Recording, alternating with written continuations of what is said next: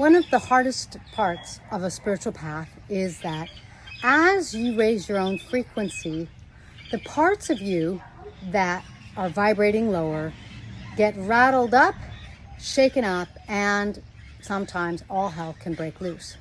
So what that means is you're a multidimensional being, and so different parts of you are vibrating at different frequencies. And as you raise the higher vibrating frequencies, those lower ones get rattled up, sort of like an earthquake. It shakes things up. It can make it difficult. You can become irritable, emotional. All of a sudden you become this old version of yourself that you don't recognize anymore, and you get angry and frustrated. The best thing you can do, let it flow and be understanding with yourself.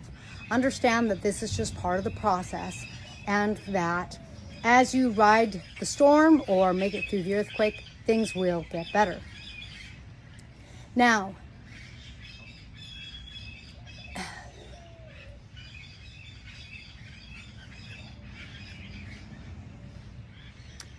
chances are you're doing better than you think.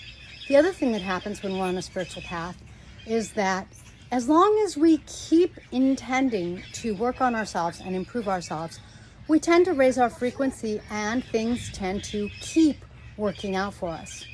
Because people say that everything's always working out, and it is, but when you aren't in the flow, they aren't working out the way you'd like.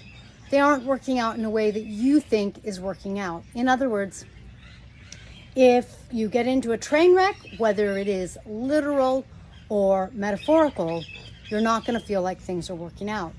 If you lose your relationship, if your child, something happens to your child, if you lose your job and you can't get another job, you're not going to think things are working out. Yes, it's possible that these things are really, in the long run, going to help you and they're going to work out. That's possible. But it's also possible that you're acting out of those lower vibrating frequencies and attracting things that you don't want, and things aren't working out. In other words, the universe doesn't take care of things for you. The universe helps those who help themselves.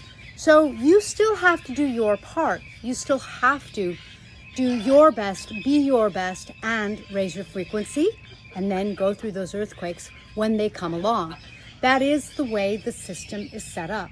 So make sure that you really are doing your best.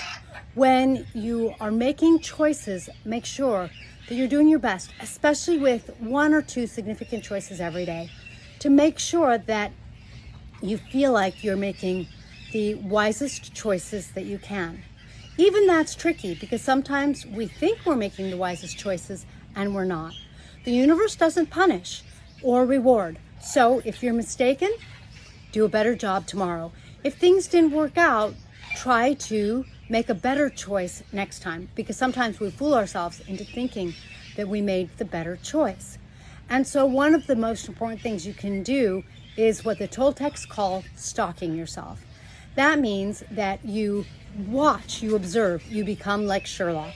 You watch what choices you made and what you think the repercussions were, what you think that changed in your life.